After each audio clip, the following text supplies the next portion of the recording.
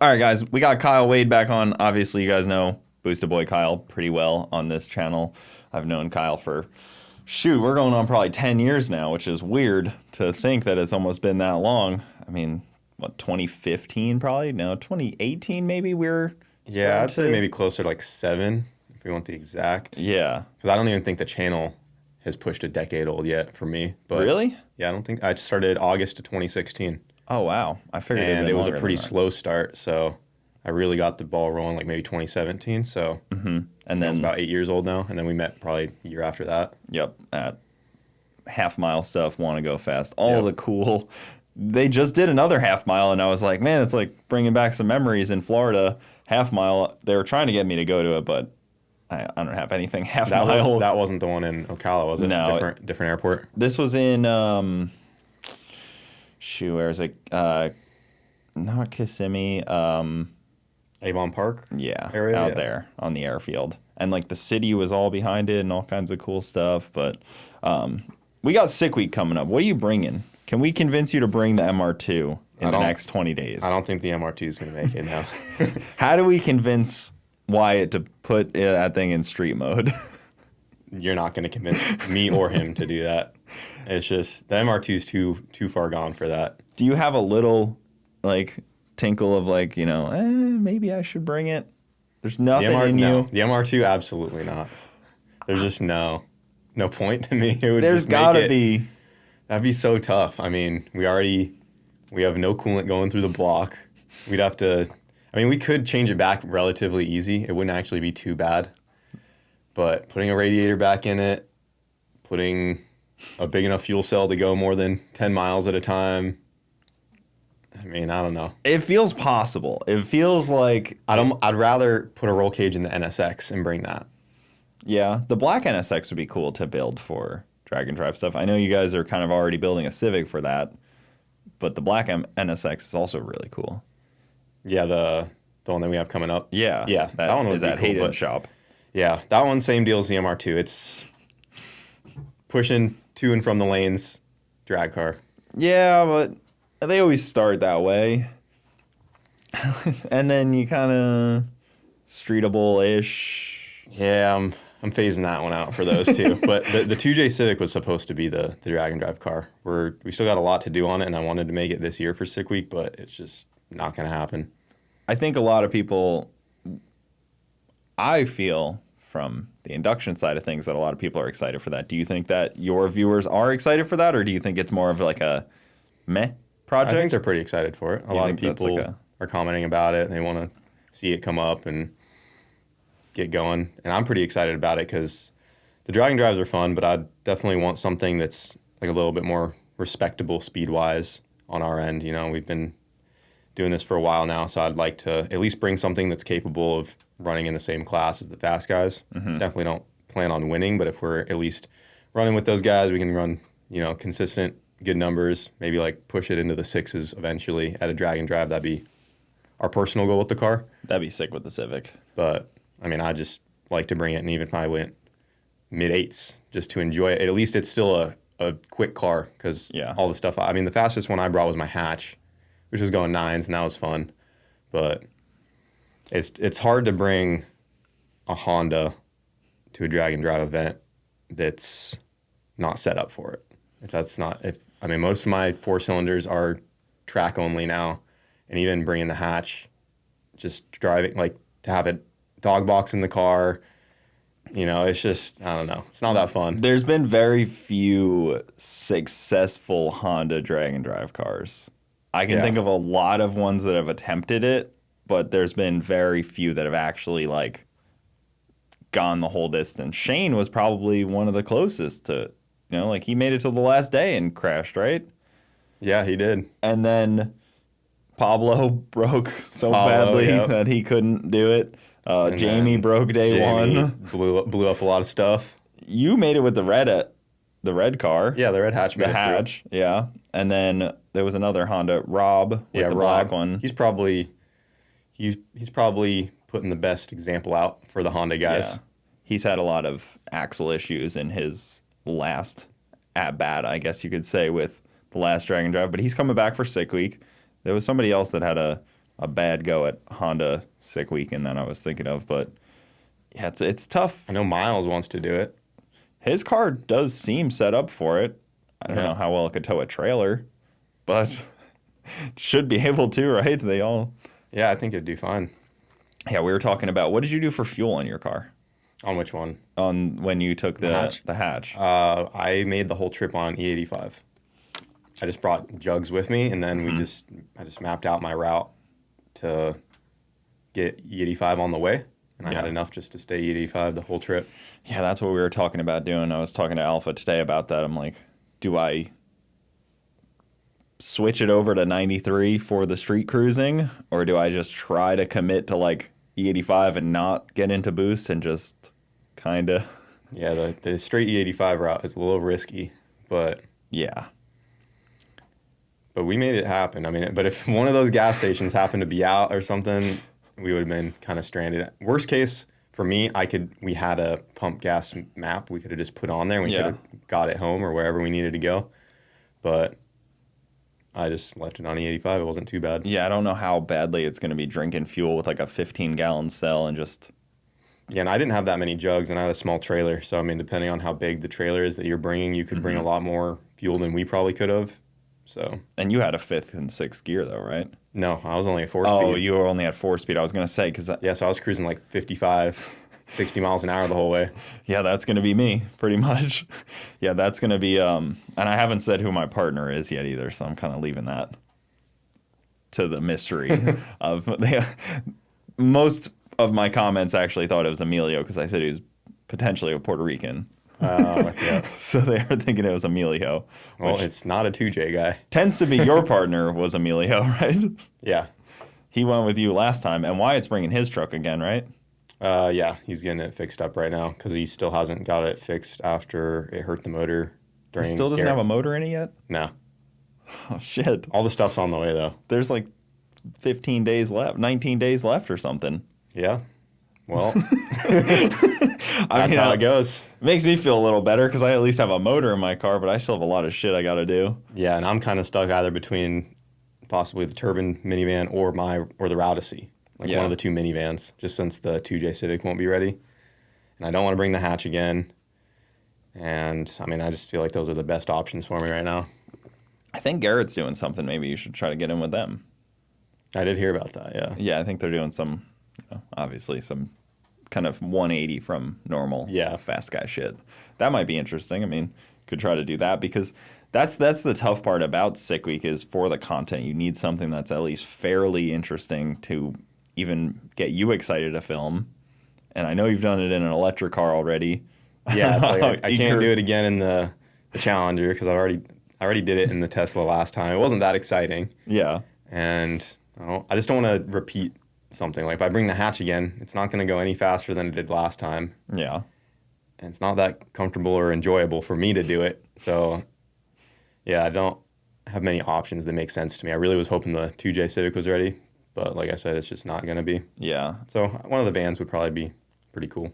The vans are definitely cool. The Odyssey, And it's nice because I don't have to bring a trailer with the vans because I can just throw everything in the back of them. I would recommend a trailer still because I've done the unloading shit and it sucks. Well, with the Routacy, yeah, I would do a trailer because I'd swap tires. But if I brought the jet van, I would just leave it. I would just leave it on those tires. Yeah, just let it go because it would only cert to 11.5 anyways because it just has a roll bar.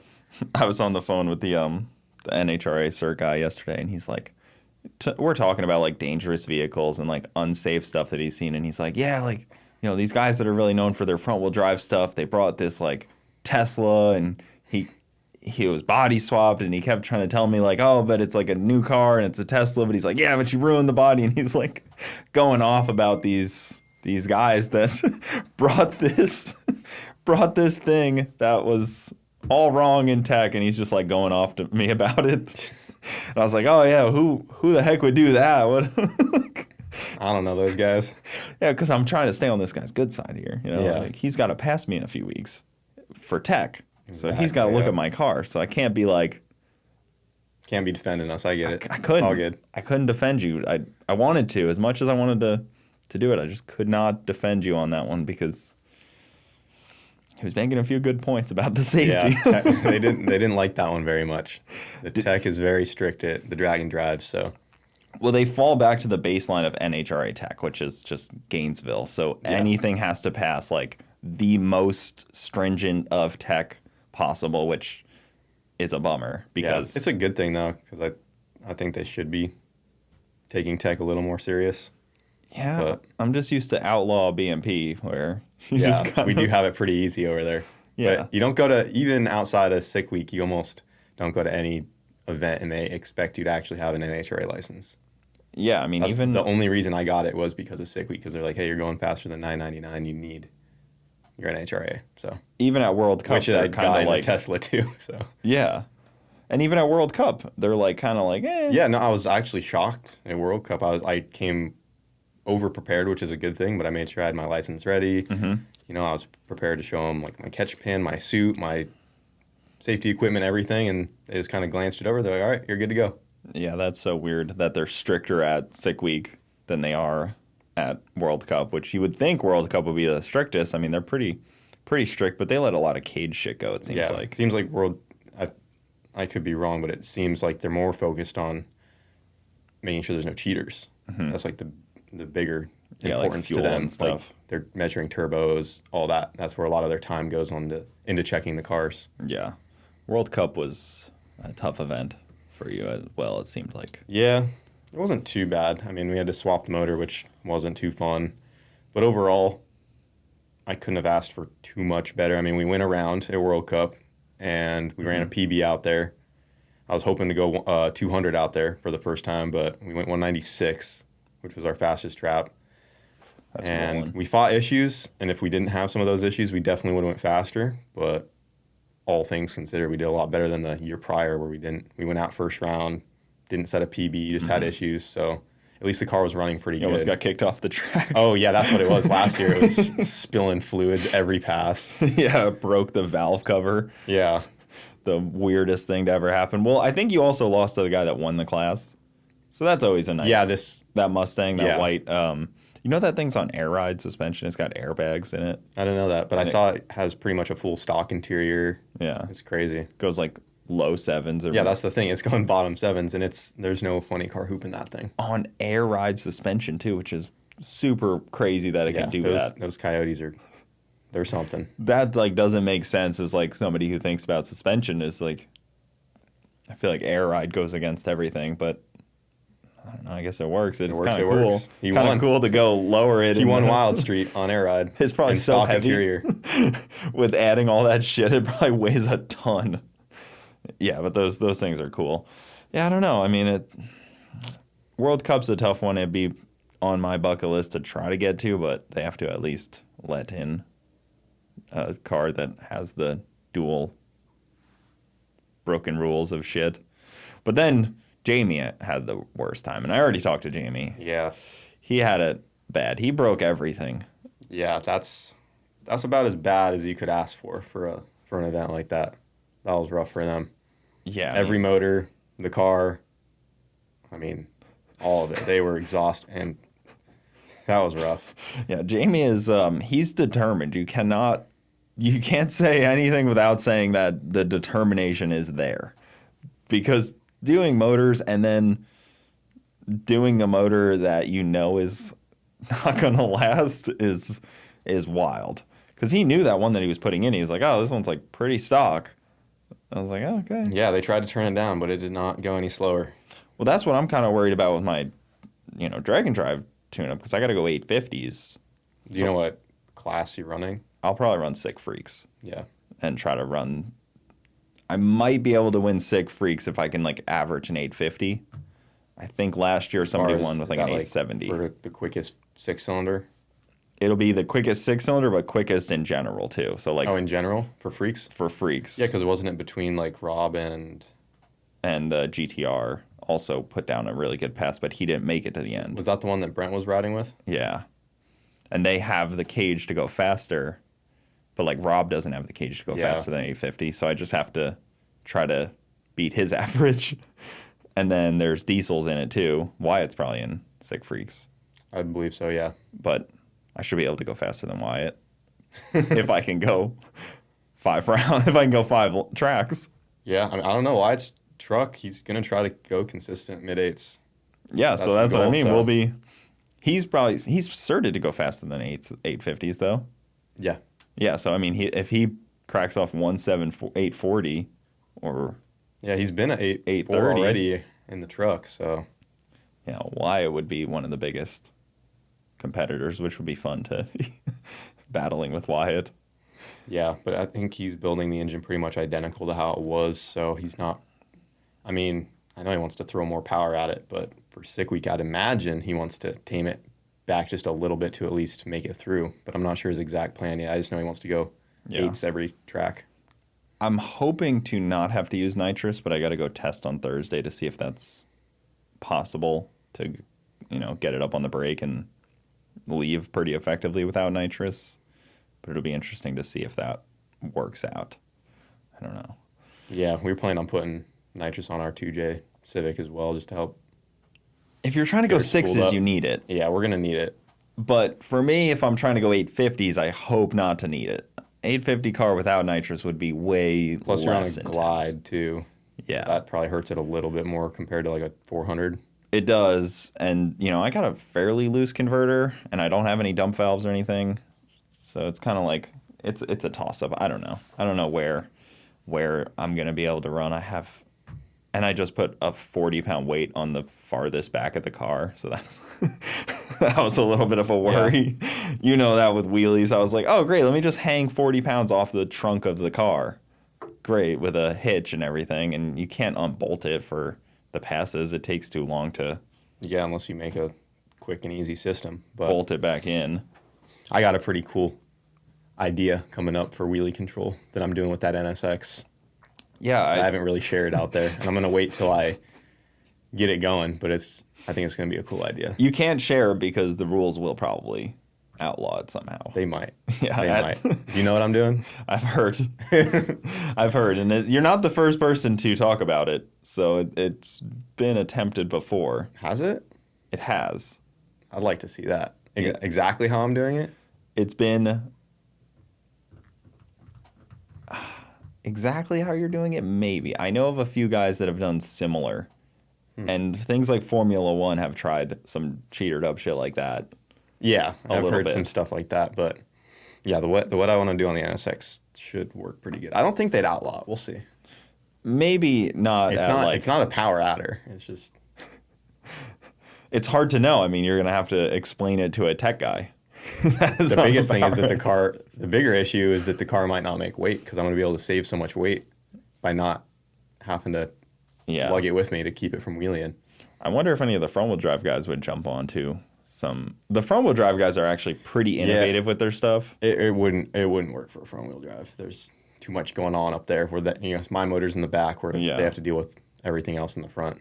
Yeah, but I was just more thinking like for some, other. Yeah, just solve other issues that they end up having because they only have. I thought you could apply it to like what the no prep guys are doing because they're like adding wings and stuff bolted directly to the rear end to help get downforce. So the no prep guys, I've seen them do like pulley systems and like weights that like move as they're going down the track and like I've seen people use a winch that'll tighten the front end as they're going down the track. It's like when they let off the button, it like all loose, and then it like it's kind of like weight transfers. Starts to tighten itself back up. Yeah, they're getting crazy with all the no prep and the big wings and the butt hurt bars. The wing. I'm not in the no prep scene at all, but I do like watching it. Well, you kind of are. Garrett's got his no prep thing coming up, and you kind of help Wyatt with his. I don't consider myself. I'm showing up in a Tesla. Like you can't actually put me in the same conversation as those guys. Yeah, I mean... I didn't do anything. I just showed up and charged the battery. Maybe you can bring the jet van out. It wouldn't do that great.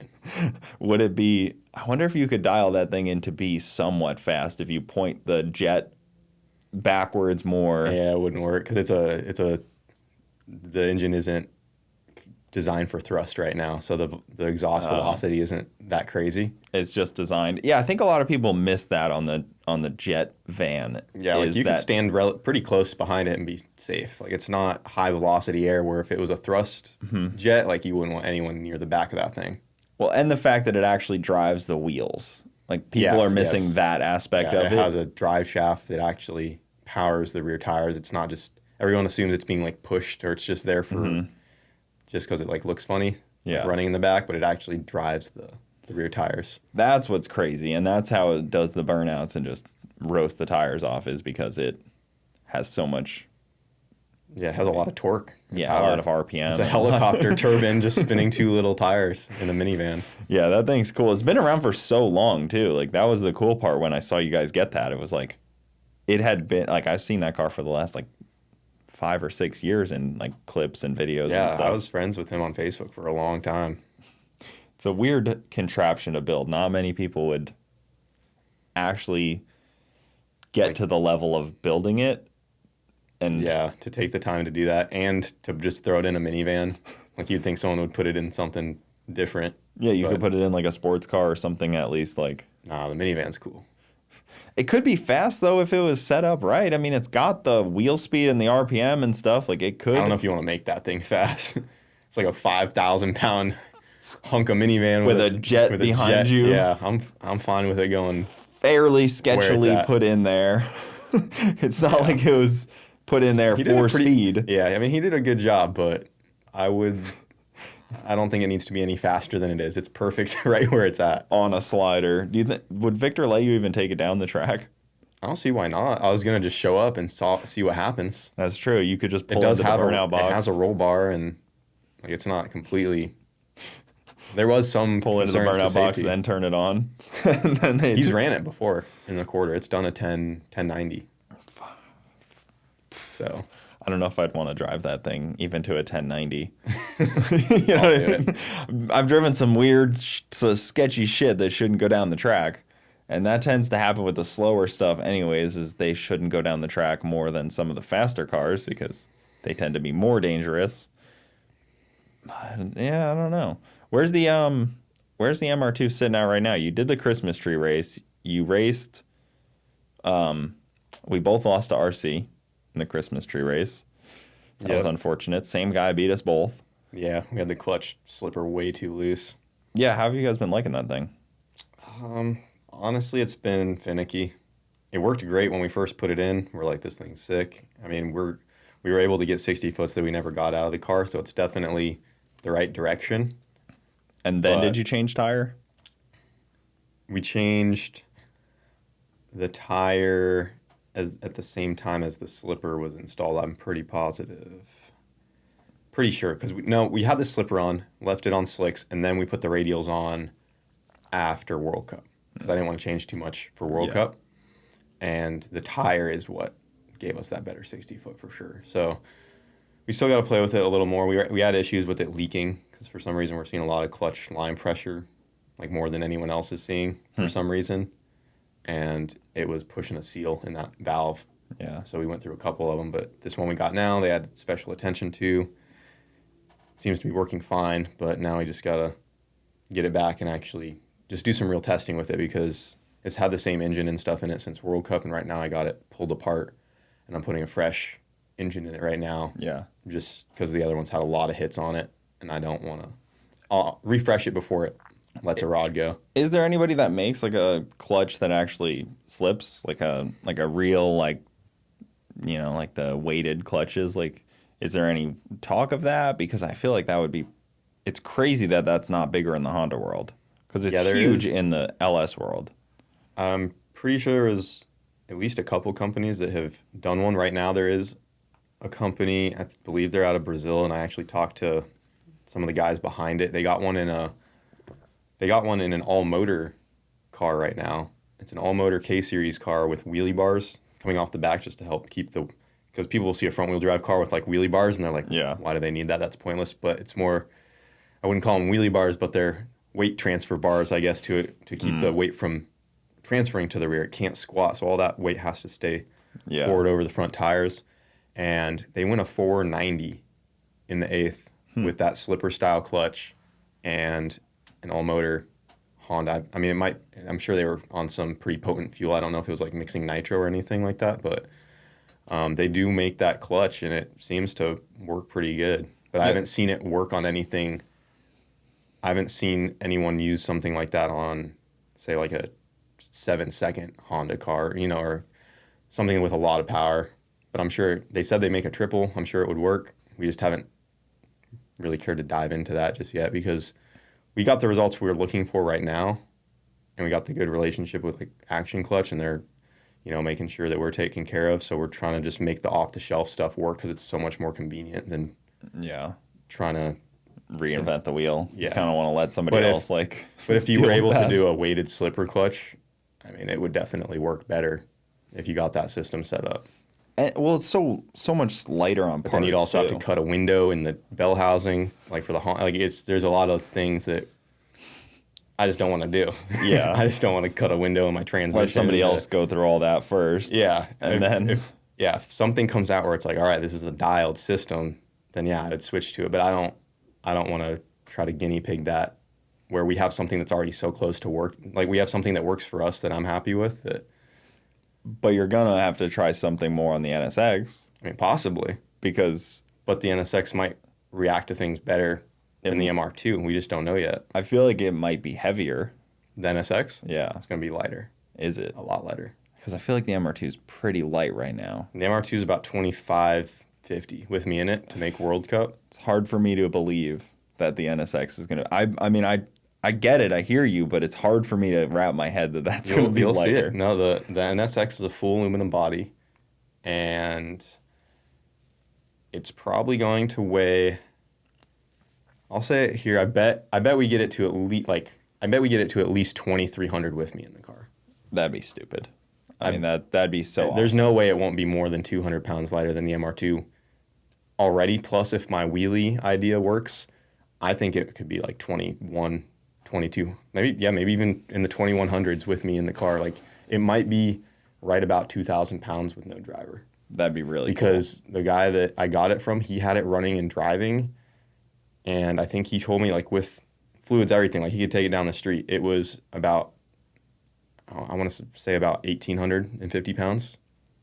With no cage? With no cage. Yeah. So the only difference is I'm adding the cage. Yeah. That's why I'm saying it might end up being closer to that 2,000 pound. It's so unbelievable that they're that light. Did it have, like, Lexan and everything like that? No glass? Yeah, it's a Lexan windshield. The MR2 is still glass. It's so crazy that the MR2 actually has a lot of structure built. It's all steel, obviously, but it has a lot of structure built, a lot of metal up around the roofing and pillars because it's a T-top car. So, they have to strengthen all that just for safety reasons. And you still have the T-top on there. Yeah, well, it has the windows from factory, the little over windows, the target top. I don't even know if they made a target top model, but they either have the windows or it's just a roof with nothing on it. And we made our own, like, one-piece carbon target top to take place of where the windows went. But yeah, we have a lot of structure there. I mean, they're like small, but they're like kind of dense. Like they're kind of heavy. Yeah, I mean, it's not heavy in I guess any. No, I mean, for my understanding of heavy, I mean, my car's 3,200 pounds with me in it. I think it would surprise people like a full interior K-swapped MR2. I mean, most of them are going to be like 2,800 pounds. And for how small the car is, you'd think, oh, it's like a 2,200 pound Honda, Yeah. But there is a few hundred extra pounds just in the bodies of those things. I'd love to see if you guys are you guys doing anything different on the front end of it, front suspension wise? Like, are you trying to put like a Mustang front end in it or like trying to lighten it up that way? Because I don't know how heavy. Yeah. No, I'm just going to leave it all factory. Just all that factory stuff? Because I just want to see heavy. I just want to see what it does because no one's done a drag NSX at that level. Yeah. So, I mean, our orange one is the fastest one in the quarter mile, and we didn't even try to do anything. It just happened to be. Yeah, and there's not like somebody like right there. Yeah, there's no one I can ask to do it. I'm also worried about the rear, like, subframe on that is all cast aluminum. It almost looks like, if you look at the rear control arms on NSX and all that, it almost looks like it was designed by AI because it looks kind of like organically shaped. Yeah. Like kind of like they almost look like bones, Mm-hmm. And I'm sure it's great for the lightness and cornering and handling on the road course like they were designed for, but like under a heavy launch with a big tire, I'm worried that if anything's going to tweak or something, I just don't want something to snap. Yeah, I mean, so I might end up redoing a lot of the rear and do like some titanium, like custom control arms. Yeah. Just to alleviate some of that, but I wanna at least leave it all factory and kind of see what it does.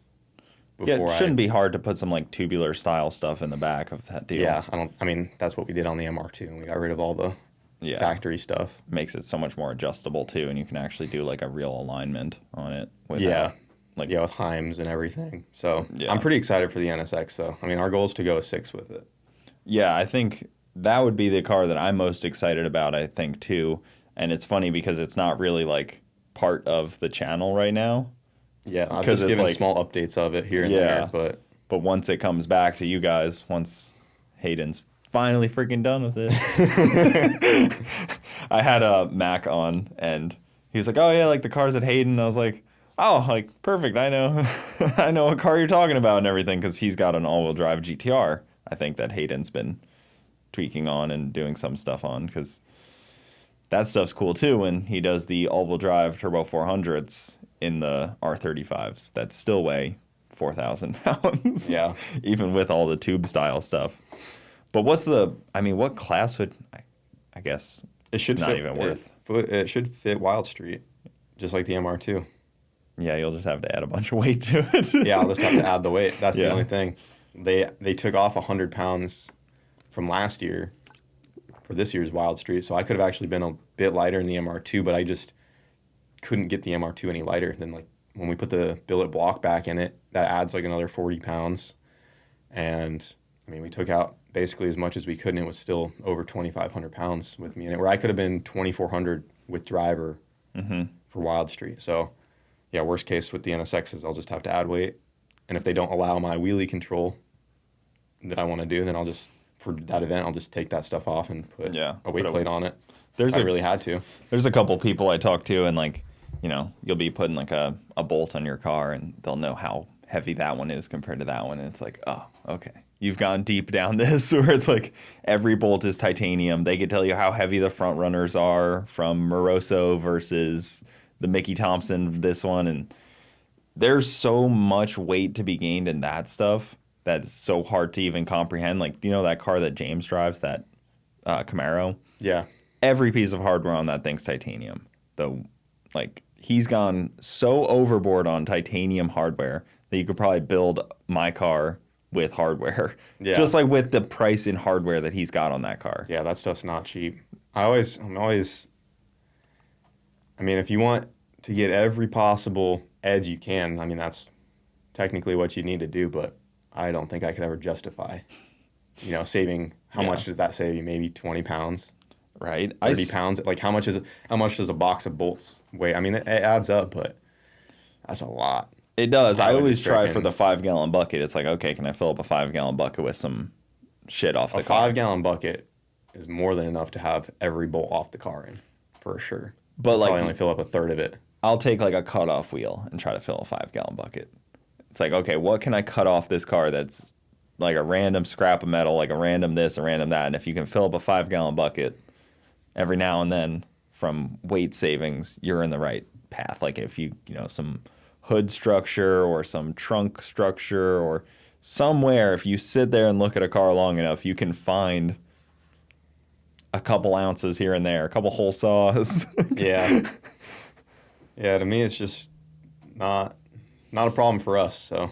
I know, because I don't have a Honda. I'm going to have the issue with making weight, so I'm going to need to leave it all in there. For the most part, we don't have weight rules. Like, when I was at FL2K, I didn't have a weight rule, so I could have been as light as possible with a 2J. If you have, like, a LS with a 76, you have a weight limit.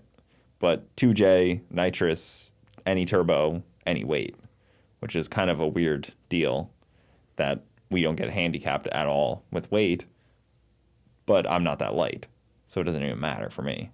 Yeah. But if you have a Fox body with a 2J, you can get to 2,400 pounds relatively easily, I would say. I think 2,400? That's light for a 2J car. Those Foxes do it pretty well. They are light.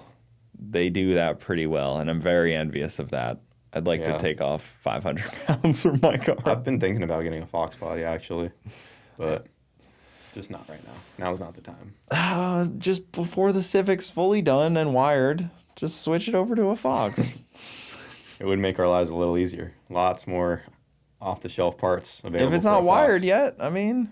No, I'm gonna leave it in there. The 2J Civic and the NSX will probably be my last high caliber Honda builds I ever. I might. I don't know if I'll ever do anything past those. Just full EV from here. Yeah, the NSX will definitely be the highest caliber K series car I ever do, unless I have, in the future, if I'm somehow able to have a bigger team behind me and more space and resources. The only thing that I would ever do to one up like the NSX is do like basically one of those tube chassis rear-wheel drive pro mods, like the PMAR car, or like those 5-second K-Series cars. I wouldn't be opposed to running one of those like at World Cup because it'd be sick. Yeah. But to keep one of those programs together is a lot of work. So I'm nowhere near that. They won that deal, PMAR and them, right? Yeah, PMAR, that car is consistent. Yeah, local car too, which is cool. The thing I want to do with the NSX is essentially take that same power plant, everything, turbo, engine, all of it, but just stick it in the back of an NSX. I mean, that car goes 230. So I don't know if I need to go that fast, but just to push it like into the 200, like 205. Yeah. When I'm like on a rip, if I'm just getting over 200, that's all I need. And if it front half's good enough, that should be enough for a 690. Mile an hour doesn't actually get much more fun, I feel like. ET gets fun, but more mile an hour doesn't actually equate to more fun. Like, watching Garrett go down the track in Eagle, I was more just like biting my nails, like that thing's like rolling out the back, you know, so like fast. Like putting that thing into like quarter mile trim is a lot. That thing is fast. I mean, what were they going like? They're gonna be going like 250s, 260s. Oh yeah, in the quarter. That's just nuts. The fastest radial pass is like a 254 on that tire from a F body with a cast big block, like a basic car. That thing should be able to go like 265. That doesn't even make sense. The tires aren't rated for that. Yeah. No, he's hauling that thing. And I'm pretty sure they said they were never going to quarter mile it, so. It didn't have a gear for the quarter mile. Yeah, it's like, it's first event out. They're like, all right, we're running the quarter. Yeah. Yeah, I would I talked to him about that on the podcast. He's like, yeah, we're just running 1,000 feet and we'll shut it off. I'm like, okay. Yeah, right, till there's a guy next to you. Yeah, and then I'm at World Cup with them and they're like, we need a new rear end. Can we get the gear tomorrow if I fly out and get it? I'm like, oh, yeah, sure. Yeah, that's too much. I think that's when you're like, okay, 8th mile racing makes sense. Yeah, well, and not even for us and me personally, I'm at a spot where I'm almost not enjoying it as much when it gets too involved.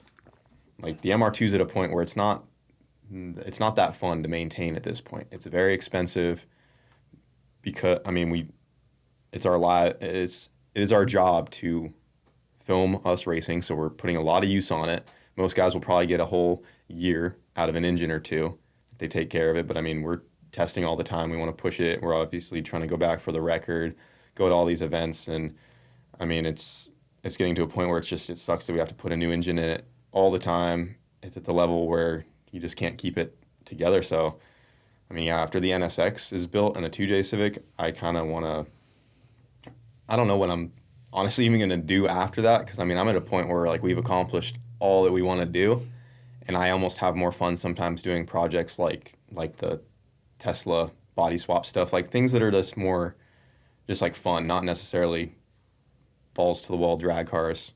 Yeah, and I feel I like want to have a good mix of the two, because I felt like this last year we focused a lot on the MR2, and it gets tiring because I rebuilt the transmission in that thing way more times than I wanted to. Yeah, just like in and out of the car. Well, and every weekend we all kind of fell, like, I love drag racing, and like we all kind of fall into it a little bit more because it's the only real way to use these cars that you build. Like, is like a drag strip. Like, none of us are really going to go street racing.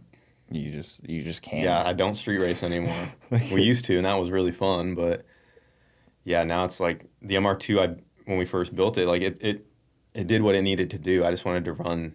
Mm-hmm. Eventually, I wanted to run the 7, but when we first built the car, I just wanted it to go an 8, and so for it to go a 7, now it's going deep 7s.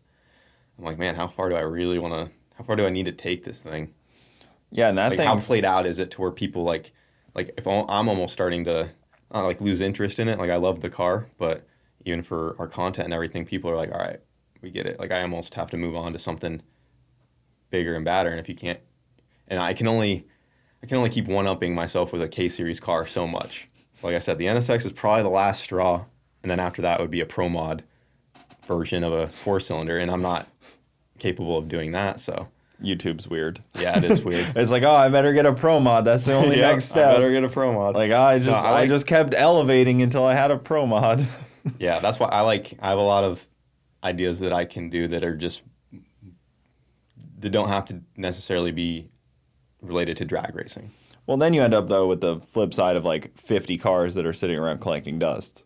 Yeah. Because, like, you have a bunch of cars. Yeah, it's like they serve their purpose, and then now you don't really have anything else to do with them. Yeah. And then they also don't work for any, like, it's hard to sell a YouTube project because it's, unless someone wants it personally for themselves and no other reason, someone else probably isn't going to get it to make content with it because the person before, we already got the content out of the car, so it's just reusable to somebody else, And they pretty much always need something. Like, I'm sure they are all, any car that's sitting isn't like, oh, ready to hop in and like. Yeah, they never are.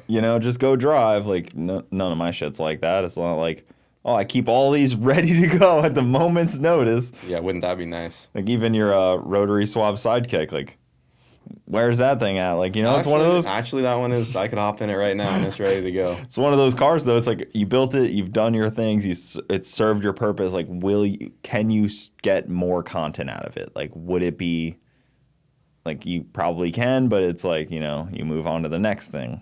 Yeah. And I got a problem, too, because I like to hoard everything I have. I don't want to sell any of it. And we're running out of space where I'm at now, so. Well, you can give things away. That's always a good way to end project cars. It's like, okay, now it's gone. There you go. Yeah, depending on what it is.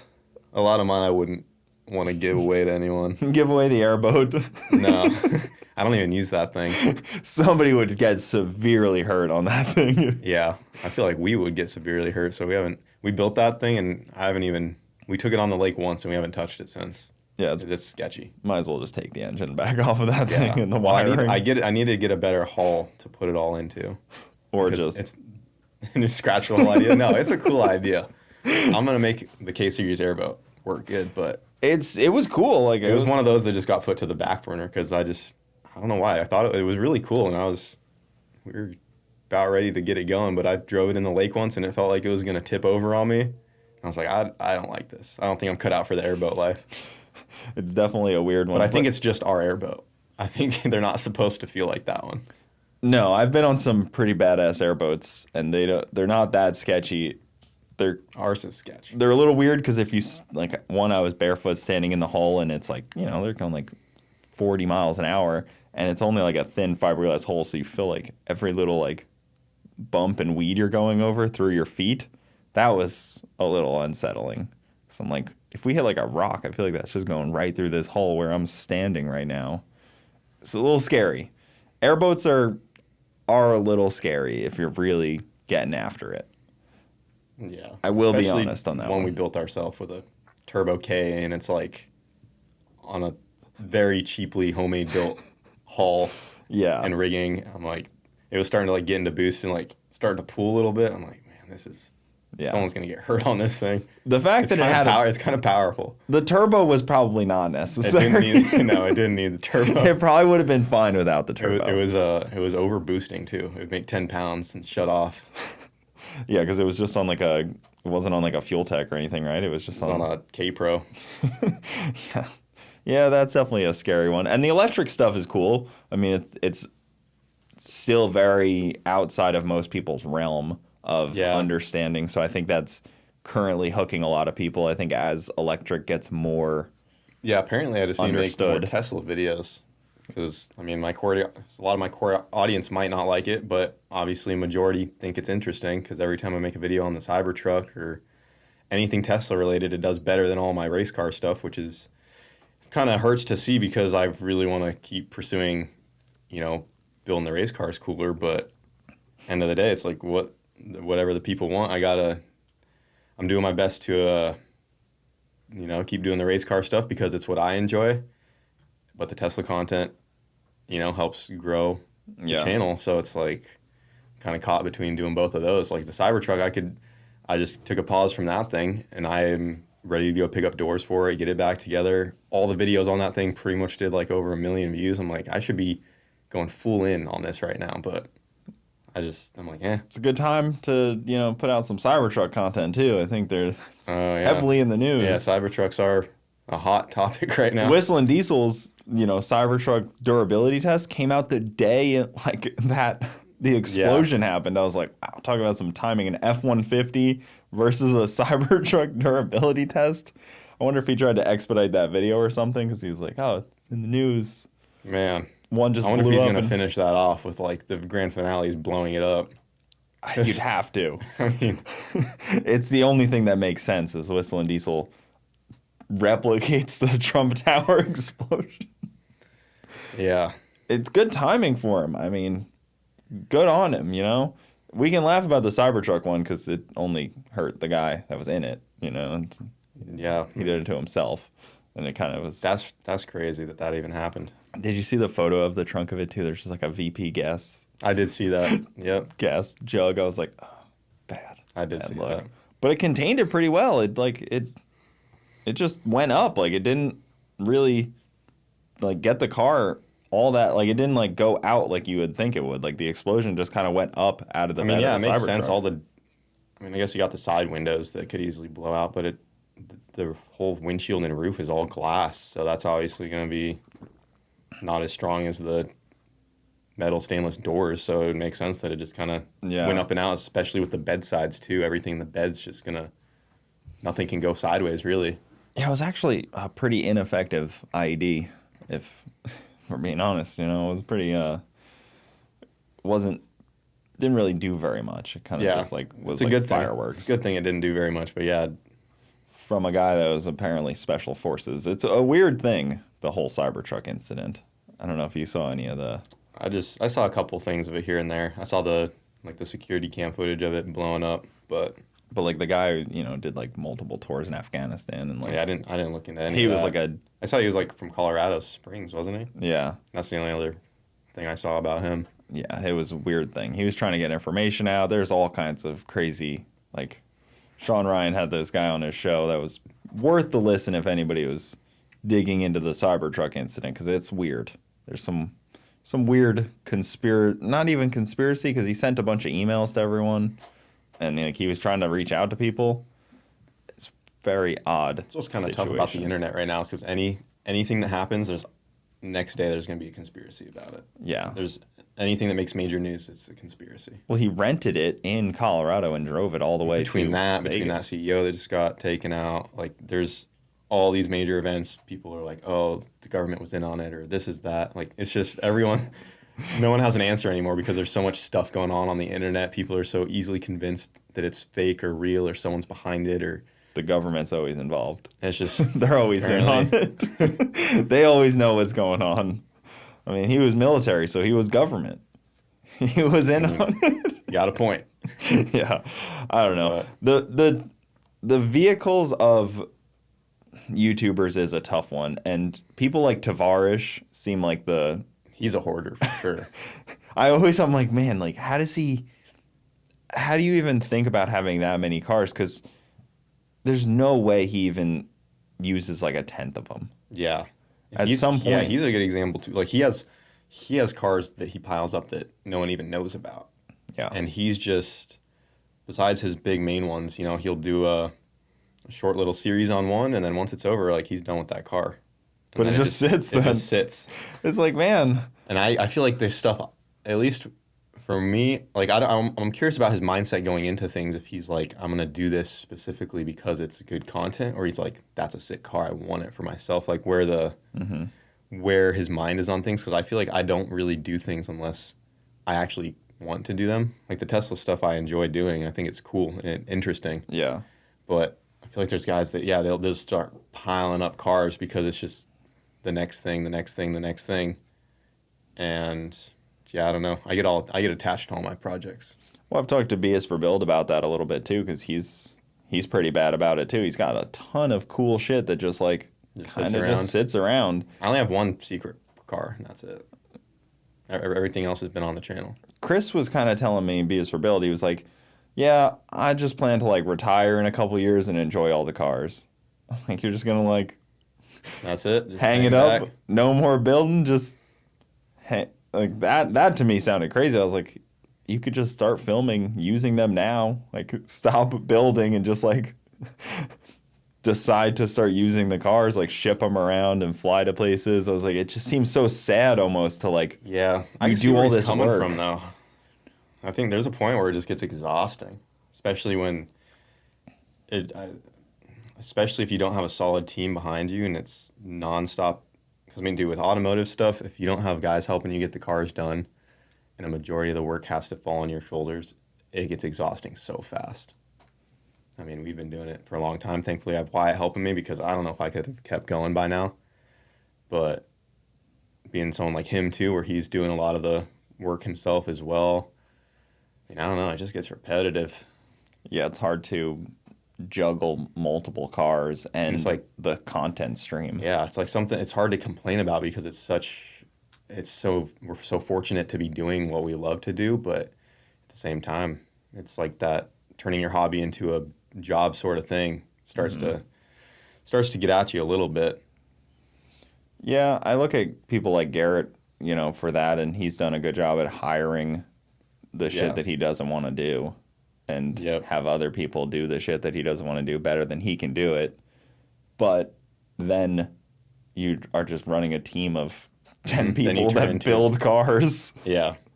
And that becomes its whole clusterfuck in its own right. And most YouTubers don't want that. Most YouTubers aren't business owners that want 10 employees. Yeah, that's where, like, even we're at right now. I'm at a good balance of, like, I kind of got everything we need.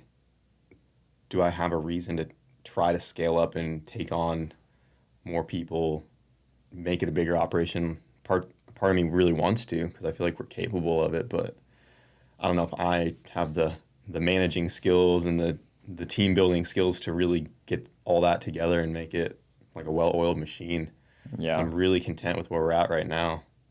Just like kind of chugging away on projects, and it seems like you've kind of done a different speed this year than you have 2024 than you did say 2023, like a different pace of uploading. You kind of like slowed down but like upped your maybe the quality, like maybe not quality but like maybe spent a little bit more time on the videos. But you posted less as well in the end of the year, towards the end of in 2024 it seemed like. Yeah, I mean, towards the very end, yeah. I mean, I haven't posted even now in the last, like, almost 2 weeks. After we wrapped up November and we had the giveaway, I mean, we were just working so hard. It's been nice just to kind of take a step back and, like, actually think about, well, what now? Because, honestly, after that giveaway finished up, coming up on the end of the year, it's been like I kind of got to the point where it feels like I almost got to, like, a now what? I'm like, I've done everything I've wanted to do. Like, when we started the channel, like, I had never thought we'd be doing this stuff that we're doing today. And then to do, like, that final giveaway where it's, like, my OG truck, my trailer, and a Civic like mine, kind of where it all started. Yep. And now I'm like, well, what's you've next? Raced at every big event you've ever wanted to race at. I mean, we've accomplished all the goals we wanted to, which is awesome. That was kind of, I fell into a similar thing with the Camaro this year where I was like, okay, like I wanted to race at FL2K, I wanted to race at TX2K, I wanted a 7-second car, like. Yeah, you hit all those accomplishments and then you're like, now what do I do with it? Or do I just want another 7-second car, like start on the next one? Like, it's like, it feels almost like repetitive. Yeah. Like you were just there. How do you make it feel not like, oh, I just did this? Thankfully this year for me was like a good breather for having a kid and all, kind of forced a little slowdown, I would say. But I mean, it just gets like it just gets repetitive, and some people are way more competitive than me, and that's what keeps them going. Like, I have to get a first place trophy everywhere I go, and I think that's more of what keeps a lot of people going. And I'm not as diehard like that, I guess. It's just kind of sad to say and come to that realization. You're just there to have fun. Yeah, exactly. Enjoy the people, hang out. Yeah, if you don't have that, it's hard to, oh, I need to be the best. I need to have the fastest car.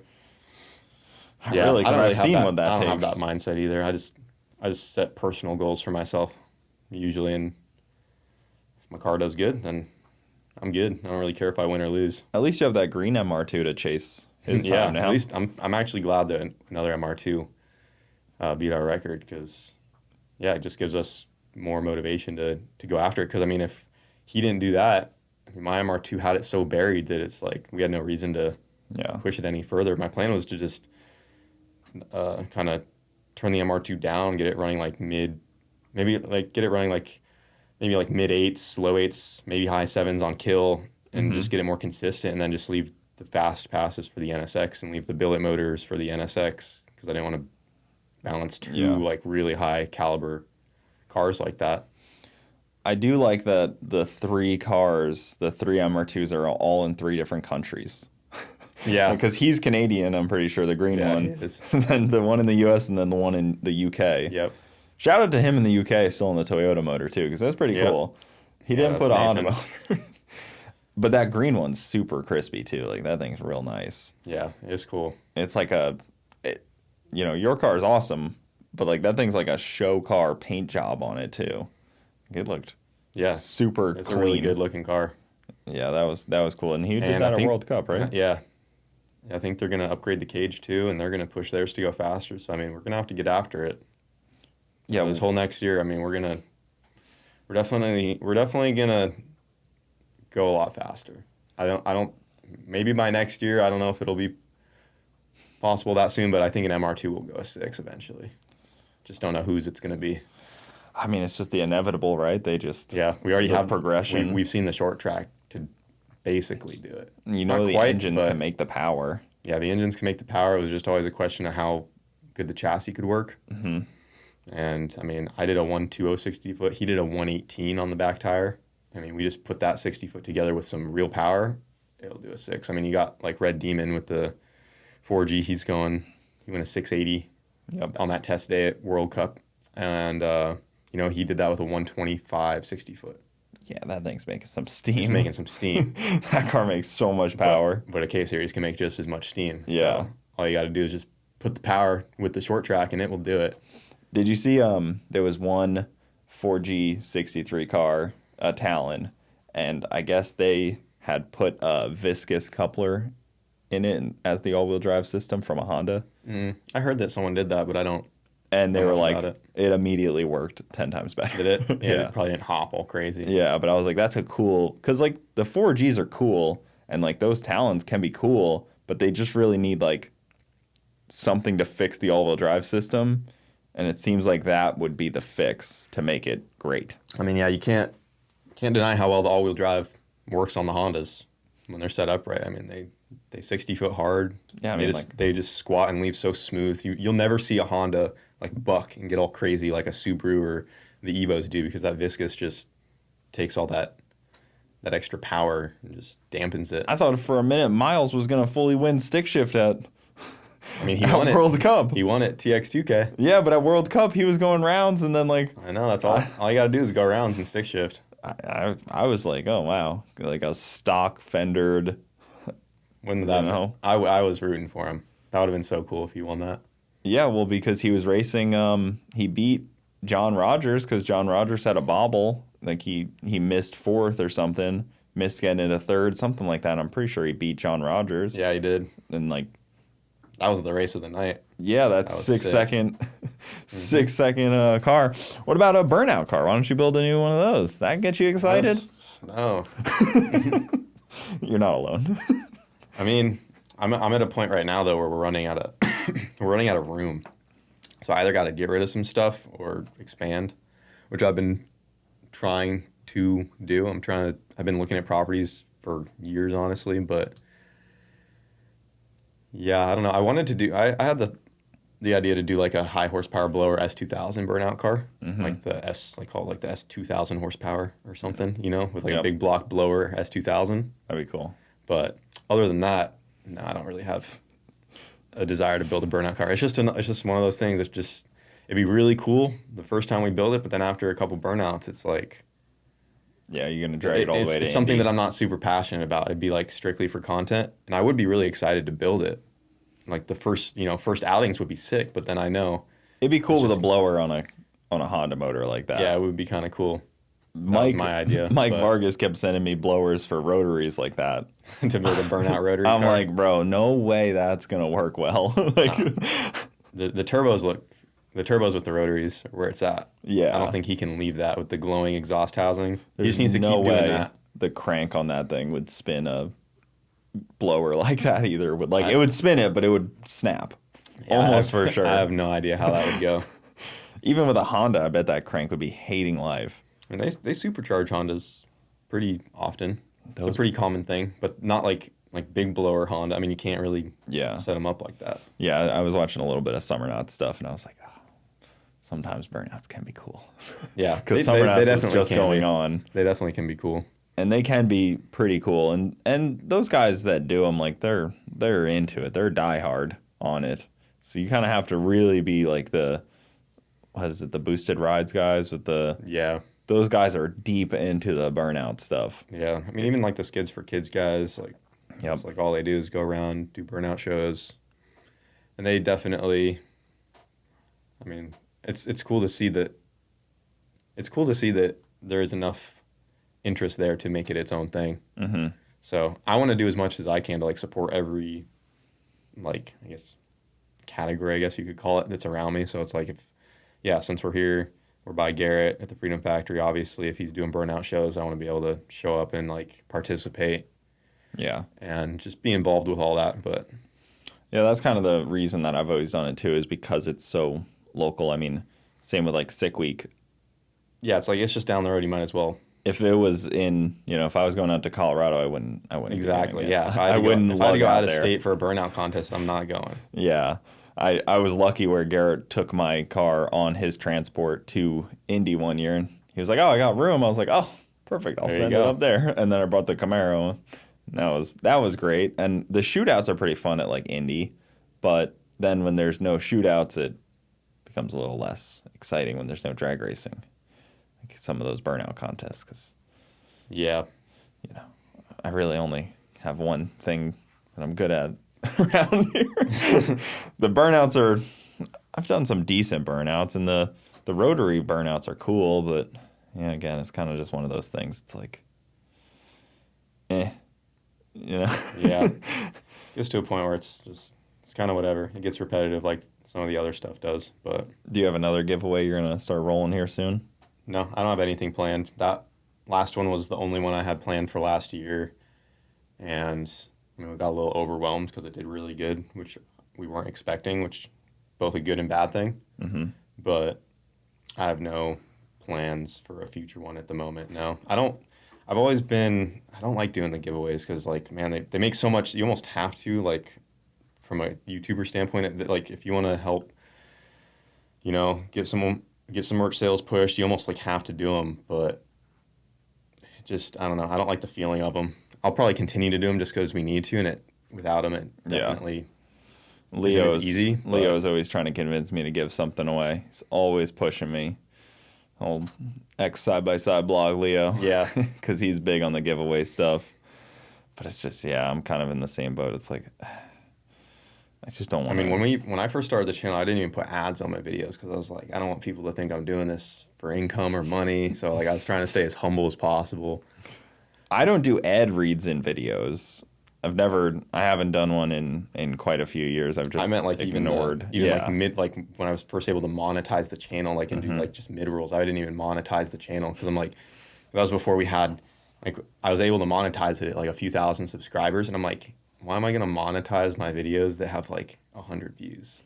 Because it's like, to me, if I click on a video that's like not that popular and the first thing, you can't even watch it before an ad roll comes up, I'm like, that's just going to turn people off right away. So I was like, I wanted to get a good following going before we started monetizing it. So YouTube was probably still putting ads anyways.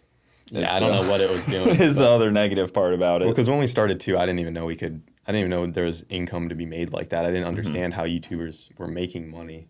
But like, I've had videos demonetized and it's like, there's still ads. Yeah. So it's like, but like those, you say demonetized? Yeah. And there's still ads on that. So it's like YouTube demonetized you because you went against their services, but they're still comfortable putting ads there. Yeah, I haven't seen any. I don't know if I've had any of our videos get demonetized, actually, to where I've seen them like do that and then put ads on. But like even that word didn't exist when we started demonetized. It's such a common thing to hear nowadays, but none of that even was around when we started. Yeah, well, I like just thought it was like all Danny sponsors. Duncan, like every one of his videos, I guess, gets demonetized, and he just rolls with it. Yeah, I don't even think he runs any ads because he uses a lot of copyright music, but I think nowadays, I've been told, I haven't looked into it, but you can actually buy the rights to certain popular songs and monetize your videos now. So that's something I haven't looked too much into, but yeah, like him, and I know like Nelk, they didn't monetize any of their stuff because they just promoted their merchandise mainly, and that was their main source of income, and the videos were basically just advertisement for their merch and products. So, well, now you might as well just use like AI music and not worry about copyright shit. Yeah, that's what I do. I just signed up to one of those monthly programs where I can just use whatever music I want off their website. I've just had AI make me songs, and I'll just use those custom songs. I haven't looked into any of that. Oh, you should listen to some of the ones it's made for me. Yeah. It's something. I just need AI to start editing my videos. That'd be great. There's some really cool shorts editing tools, like to make 1 minute to like 3 minute clips. There's some really cool AI systems that can do that, like from podcasts and stuff. So yeah, are you using like AI to, when you make a clip from a podcast, it like has the text to speech? It can do that too. Yeah, like you're not in there manually typing out what everyone's saying. But it'll clip it. Like you'll put the whole hour and a half in, and it'll like take the high value clips from it and cut. Like it could take this with one camera, and it'll cut to you, then cut to me, then cut back, then show a split screen, and it'll do it all on its own. It'll title it. It'll put like emojis in. That's pretty cool. And then you could literally just hit post. Like it's pretty fast. It's weird how it it knows everything. It knows what's going on in the whole video, and it'll give you titles that are like high impact based on what you just showed it. Yeah. I'm curious to see where AI is going to end up in the next decade. Yeah, it'll definitely take a lot of jobs. Definitely. Yeah. I think it'll create a lot of opportunities for people, though. Yeah, like my sister, who's in college, was just like, yeah, like everybody uses ChatGPT for all their homework. I know, man. Only we had ChatGPT when we were in high school. Yeah, it's like having a calculator. Man, I don't think it's a good thing, though, because it's like I do believe like the more information we have, the dumber we get. I really believe that. Yeah. Because everyone has the power of the internet in their pocket, but people are definitely, I don't think people are getting much smarter. No, well, you can have the information in your pocket, but you actually have to use it. Yeah. Yeah. Some cars really need some more self-driving to them. Some people really could use... Have you seen some of the full self-driving accident avoidance stuff? It's pretty impressive. It is. That was actually one of the things that scared me, though, with the Tesla explosion was almost instantly Elon Musk was posting all the data they had from it. He was like, like it was like, oh no, we had every sensor data. Like we have the videos, we have this, that. And I'm like, well, I think they did actually have to go, and he did say they were going to look into it. He had to send a team and like, I thought they just had it from. They didn't. Oh, I thought that they saw it immediately. According to him, according to what, I could be wrong, but I'm pretty sure it said on there we have to go. They actually had to send a team of Tesla engineers to the truck because certain information was limited that they can't just have access to. So they actually had to go into the truck that to makes get that me information. feel a little better. Because I was a little nervous about that. I was like, I don't know if I want you having like a full stream of every single thing I'm doing at every single moment. Like something to think about too. Like when I got the Model X, they left the USB card in the glove box. So like I had hours of footage of it sitting in their garage. Like I could see things, like they just left that information in the car. So I mean, if you're selling a Tesla, make sure, and you don't want people to like have, know where your car used to be or anything, definitely pull that USB stick out and clear it. Yeah. Because I had all of that. I had from the incident when it crashed, because they had it in Century mode, so it basically just would record anytime they're away from the Tesla. So I had videos of it sitting at parking lots. I actually had a video, because I got that Tesla in Colorado. I had a video of it sitting in the parking lot at a go-kart track that was right next door to Bandamere. Oh, that's funny. And so I had a video, and you could see Bandamere's scorecards in the background. I'm like, that's kind of cool. Yeah. But I was like, I probably shouldn't have this video. Like, it felt weird to like have this personal, information off the car. So there was just a news story of like, they were trying to promote in Bradenton you registering your like home or business security cameras with the police department so they can like use them. Yeah, and I'm like, ain't no shot on registering that stuff. But even with the like the Tesla stuff, like I don't get rid of phones really. I don't get rid of like laptops. Like I just got like a stack of them because I don't know. Like I got a lot of shit that I've had on there, and I just like leave them stacked up. I'm like, I'd rather just. I think that's how most people are. Some people try to sell things. Yeah, I don't sell my old electronics. I'll just stack them up in an old drawer, or they just get tossed. Yeah, I don't really trust, like, even if you clear it out, I just don't trust that somebody can't recover data if they wanted to, and it's just like better off. What do you got to hide in there? Park it. I was like, if someone wants to go out of their way to see my old. That's true. Photos, I got nothing to hide. I was more thinking like passwords and stuff, I guess. Yeah.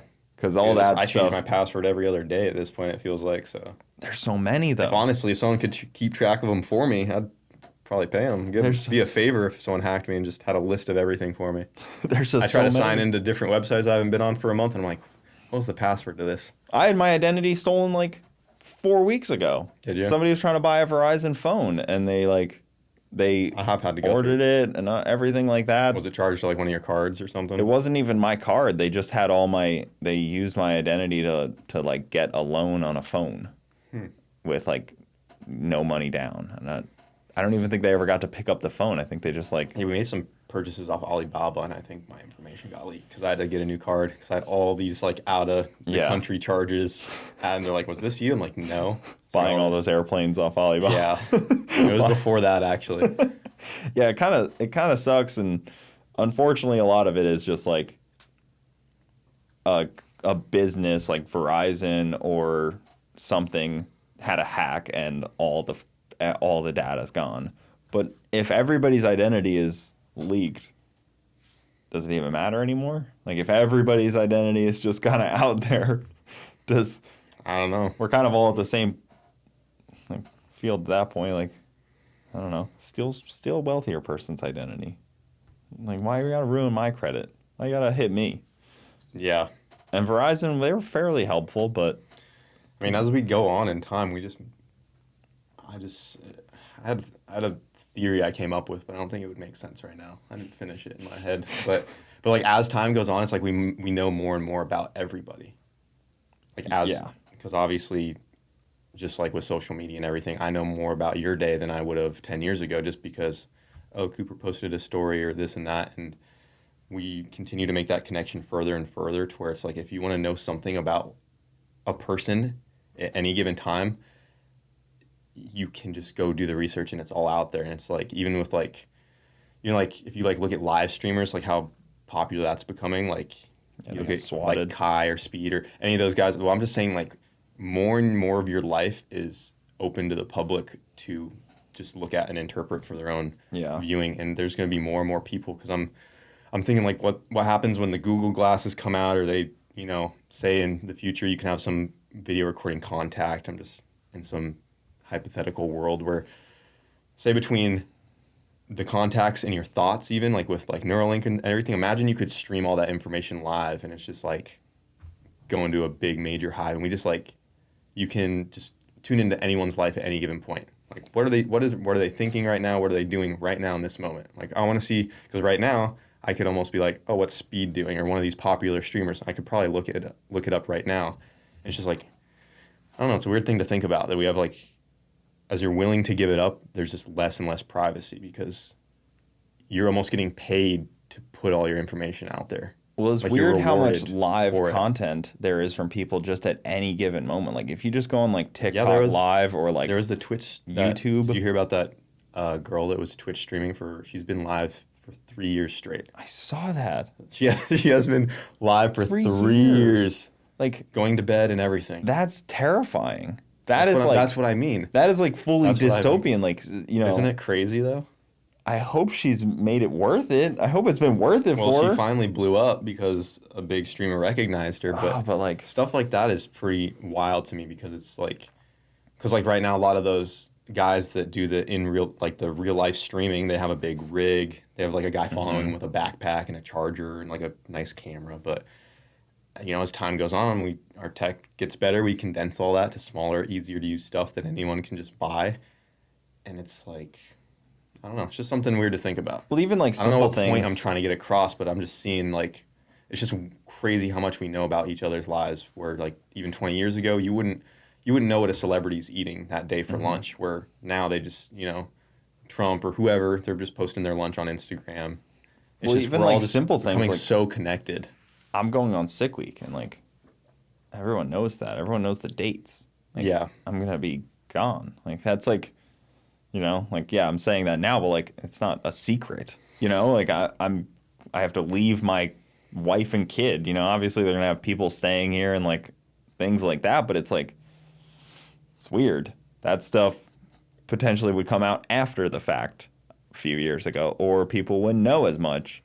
But it's part of how we have to put ourselves out there so much and have the speed of posting things in real time. You're not like there almost needs to be like a post 24 hours later button on some of these things. I think I feel like it might not be long because we're already like that girl, like it's already close. But if there's an easy way to do it, like I feel like people might just be. I could see people in the future just streaming themselves 24/7. Yeah, I don't think that's surprising at all. Could become a normal thing. I was so surprised when I like learned people were watching these streamers just do nothing or like play video games for hours on end. Like some people go for like 8 hours just streaming, and that's normal. Like a full-time stream, that's their 8-hour day. And like stream. I understand from a streamer perspective, like being able to do that for 8 hours, but I don't understand from a viewer perspective. That's what's crazy to me. It's just that, if there's money to be made there, then people are going to do it. I just don't understand a viewer watching that. I understand the streamers doing it, but as a viewer, I don't get it. It's like, it's crazy to me to sit and watch anything like that for more than, 2 minutes. Like, I don't know. I mean, it's like when it's probably not unlike when I watch my father-in-law just sit there and turn on Fox News and just zone out. Yeah. Well, then you have streamers like reacting to other streamers' gameplay, and then it's someone watching that streamer watching somebody. The endless cycle of content. Yeah, there's like that Vine. It's like, honey, what are you doing? Like in 2000s, like, oh, I'm playing video games, like wasting time. And it's like next 10 years, like, oh, honey, what are you doing? I'm watching somebody play video games. Then like another 20 years, what are you doing? I'm watching somebody watch somebody play video games. And then it just keeps going on and on. Yeah, it's like painful. It's like that. I guess that's always the thing, is like the new generation, but most YouTubers in our circle don't just post like mindless shit like that. And it feels like watching somebody play video games is extremely mindless. Yeah. Especially when it's like just the most basic of games of all time. Just watching somebody, maybe it's just the entertainment factor, but I don't understand that at all. Yeah, I think so. I was thinking about this earlier today, actually. I was thinking like, I don't understand how people even just watch sports like repetitively. I don't know if it fires you up, but like even my friends today, I was talking to them back in Colorado. They're like, "Oh, we're getting ready to go watch the Broncos game," and they're all hyped for it. I'm like, I don't really care. I mean, I could getting together for like a Super Bowl or some main event because it's fun to be with your friends, but yeah, I mean, just watching sports, things like that. It's crazy to me how entertaining it is for people. I mean, how they invest their whole lives into it. I watched my father-in-law. He was just watching like college basketball game after college basketball game. I mean, that's just what interests some people. I mean, it's like it's wild. I mean, people probably look at us and they might not understand why we like cars so much. They're like, "You guys are weird," but even like drag racing, how often do you just sit in the stands and watch? I mean, yeah, I don't just sit and watch. That's what I mean. Like, you don't just turn it on live. Yeah, or we're actually participating. That's the difference. Yeah. Like World Cup, I watched, I don't know, maybe an hour of racing at World Cup. Like actually like sitting there watching, because I was like around doing other shit. Yeah, I guess that's the difference between like the people that do things and the people that don't. Some people just like to sit and watch other people kind of succeed while they just sit back and, they just... Even movies, I'm having less of a time, like a tougher time consuming like a full movie than I used to. Yeah, TikTok got to your brain. Yeah, it's rotted me. You're like, it's not over in 10 seconds. I can't do it. Yeah, but there's so much other good entertainment. There's days I get stuck in my phone scrolling and it's so bad. I've actually, like in the last... phone away. Maybe the last like 2 months, I've actually started doing TikTok more. And it's such a better platform than Instagram, Facebook, like and YouTube. Like shorts.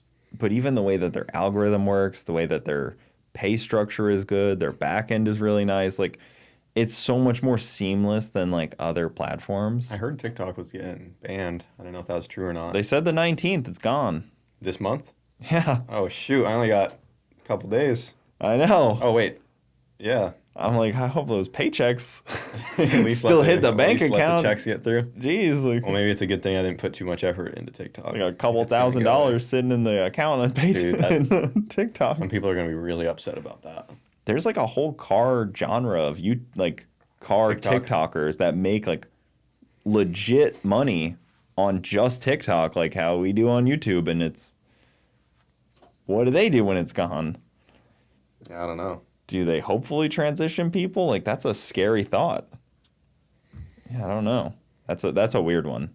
That like it just is going to be gone for all these people that have built a following only on TikTok. If YouTube just went away, that would suck. How much following do you have on other places that you'd be able to like? Yeah, and TikTok's a hard one to transfer your audience to. Mm-hmm. Yeah, it's weird. I don't know how that's going to work out for people. That's a pretty crazy one. Well, we'll end this off. Hopefully we'll see you on Sick Week with the MR2. That'll be really fun.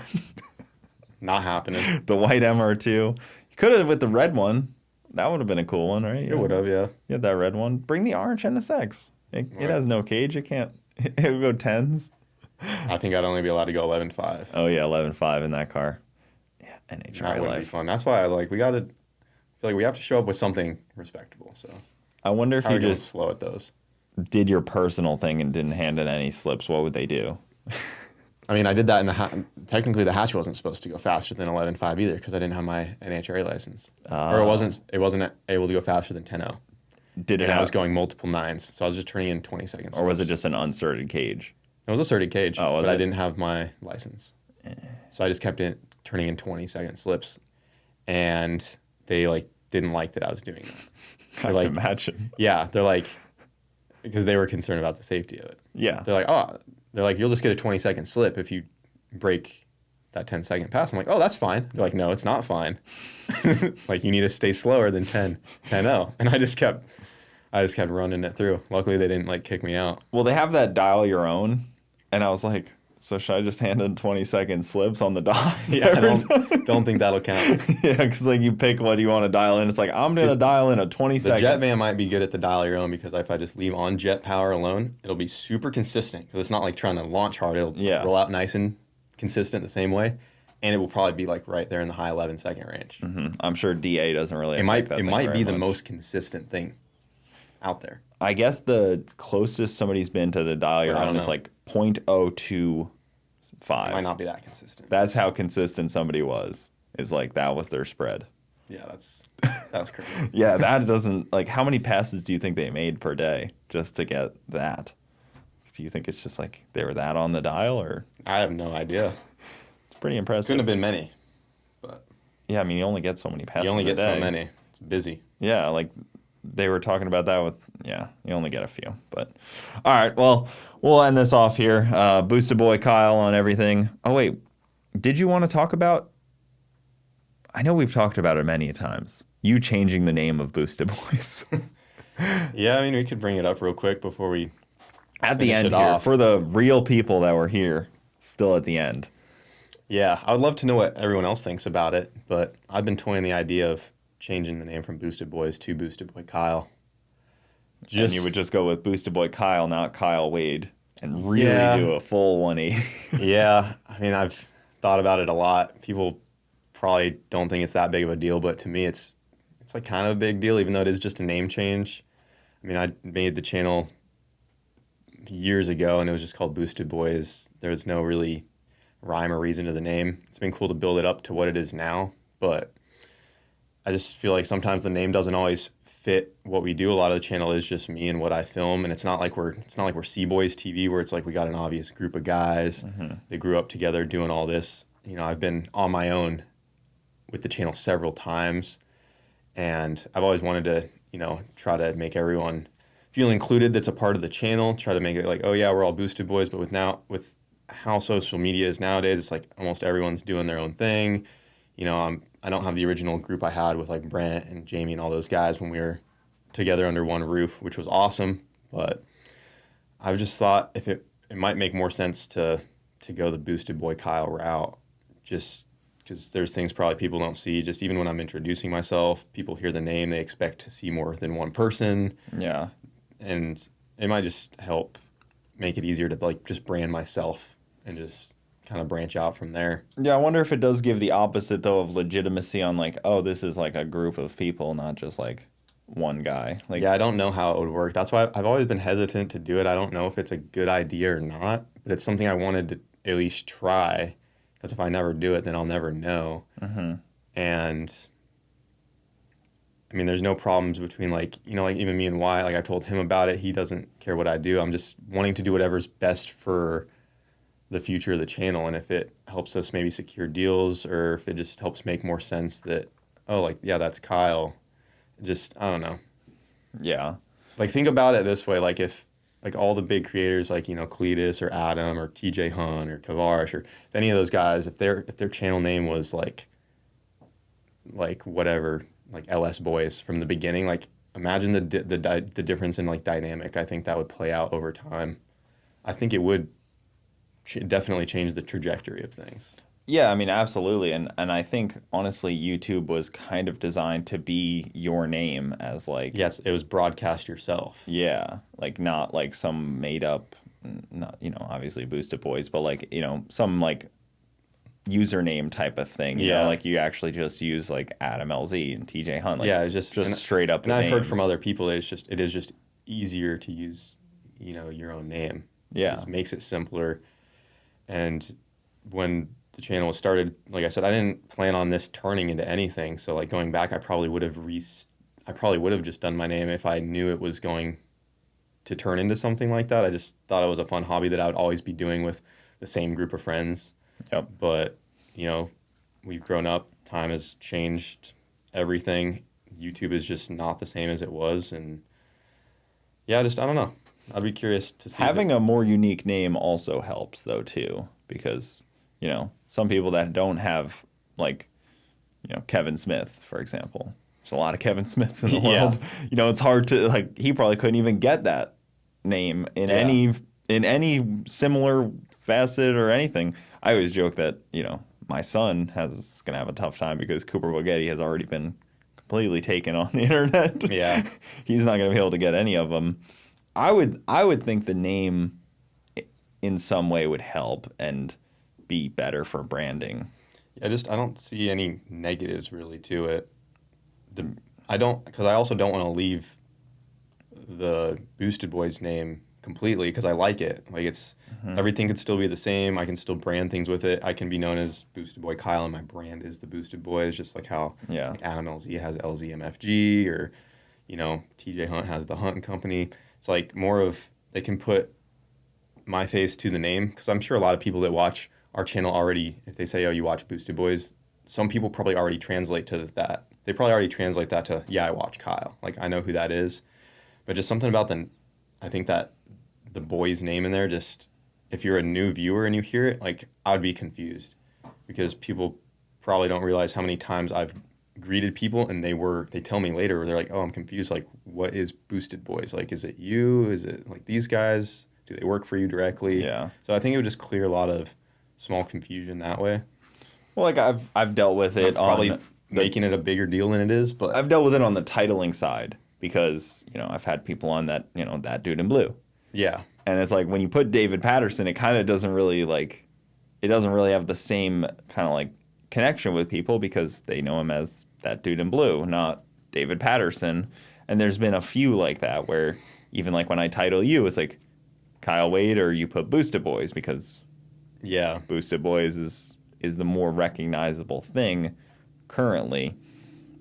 And even that's a different one, but like Bolts and Nuts Andy. Yeah. Like all those, you know. Like that's his name, is Bolts and Nuts.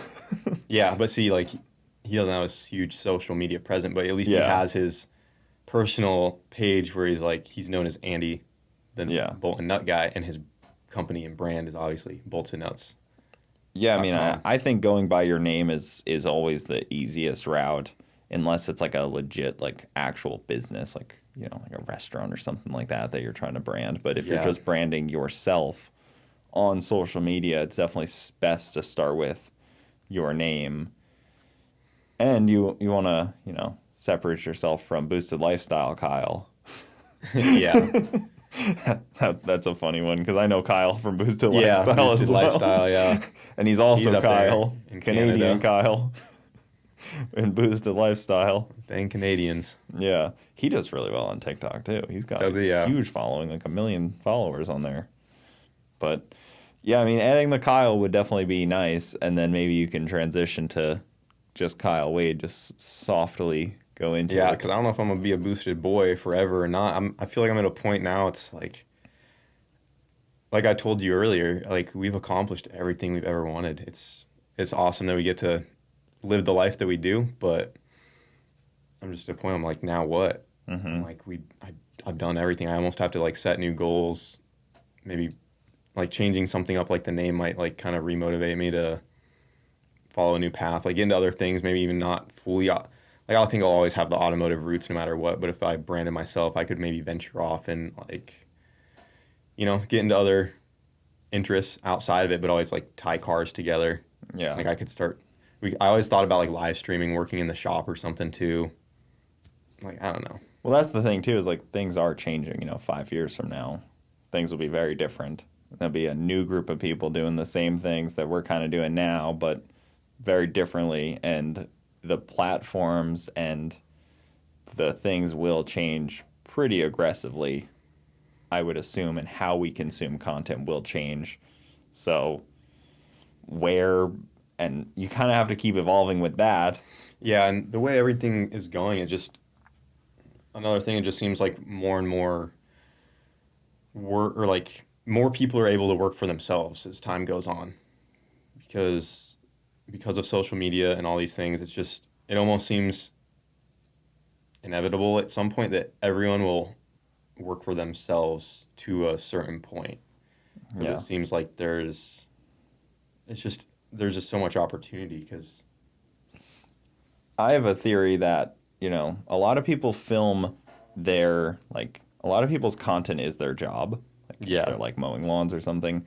That's kind of what I mean, yeah. But we're going to see it in applications where it's like, can produce content about this job, whether you're like scooping ice cream or like you can make content working at McDonald's. You can make content about literally anything if it's interesting.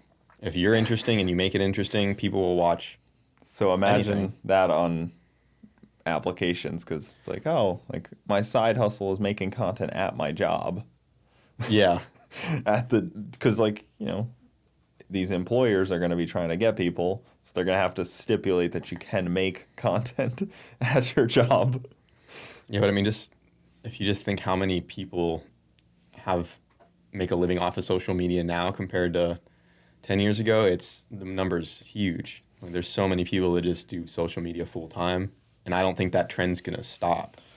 I didn't think there'd be like enough money in it to do that, but it just, everything is shifting to the internet in that way. In the last 2 weeks, I probably had, I don't know, 20 or 30 consultations where I message people back and forth, and I get on phone calls, or I sit down with them in person and I help them with their social media. And I've done a ton of that lately because there's a lot of people that have suddenly requested me to help them on these things, and yeah, it's all different industries, but it's so cool to see and like actually be able to help these people make a difference on their social media. And so many of them are very lost, but it's crazy how many of them are all trying to like level up just a little bit, and most of them are like so close to hitting the mark, but they're just like they just like need a nudge, and it's pretty cool that can actually translate. But yeah, there's a lot of people that are working towards that. Yeah. So I don't know. It'll be interesting. I think if I did it, it'd be I don't think I could go wrong with it. Yeah, but it's been something on my mind for like years. And it's just, I don't know why it's such a big deal to me, but I feel like if you added Kyle to the end of it, it wouldn't even be like a huge thing at the time. Yeah, like, oh, will people still like support the brand the same? Like, would anything with the name Boosted Boys change as far as like putting it on the merchandise or products? But I just had this thought, like, yeah, maybe I branch, like, Boosted Boy Kyle is more of I'm the personality face of all of it, and then I can kind of split away from Boosted Boys where like I could actually build Boosted Boys as its own like business on the side. So it's like two different entities. There's like the online presence of me and the actual business of Boosted Boys. Yeah. And have that like separation where people don't confuse what's what. So, a little bit more of like an eat, sleep, race type of like business where they sell merch and like books. Kind of, but yeah, but it has a personality directly attached to it. Makes sense. Yeah, I think you should. I think you should add Kyle to it just to add like to solidify when you talk to people and things that like, oh, talking to Kyle of Boosted Boys, not like just could be anyone from the channel. It could just be like... Yeah, I think it'd save a lot of confusion. Yeah, absolutely. There was a point where people even, like back when I was with Emilio, people thought it was like Brent's and Emilio's channel because I filmed things like behind the camera so often that they almost saw me as like a camera guy. Mm-hmm. Like people would come up and like they didn't even realize I was the one, filming, and like they didn't realize it was me behind the channel the whole time. So we used to hear... I had a few wake up calls like that. I'm like, man, people don't actually, because like in my mind I'm like, oh, people must just know that I'm doing all this, but if someone just gets a glimpse of what we're doing and they just see me behind the camera or whatever, they don't really know the full story. We used to have people that would be like, which one of you is Leroy? Like, actually, none of us are Leroy. Yeah. Just because people don't know and they only pay attention to so much. So it might just help in that aspect, but it'd be cool. Well, all right, man. We'll end this off there. I'll let you get out of here. Appreciate you coming on. Always a good time. Thank you guys so much for watching, and follow Boosted Boys on all social medias, mostly on TikTok. Because that's the new one. I'm actually Boosted Boy Kyle on TikTok. Oh, okay. So you're already there. Yeah. Good deal. I'll see you guys later. Oh, Cooper's the greatest, there's no doubt. He's got style. He's got clout. On Sick Weeks trails, he's sure to shine. With his 2JZ Camaro, one of a kind. Smart and handsome, brave and bold, with a hairline worth its weight in gold. He'll burn those tires and steal the show. The legend of Cooper continues to grow. Now Cooper's a racer through and through, with a past full of fails, but successes too. Though his wins may be few, they sure are sweet. His determination just can't be beat. When the engine roars and the smoke does rise, the crowd goes wild as Cooper flies through the Burnout box and down the strip. The man's a cowboy with a turboed whip.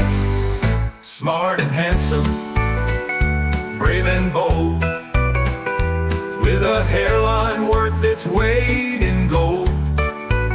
He'll burn those tires and steal the show. The legend of Cooper continues to grow. So raise your hats and tip your beers for Cooper Bogetti. Let's give 3 cheers. On Sick Week stage, he'll stake his claim, forever a hero in the racing game.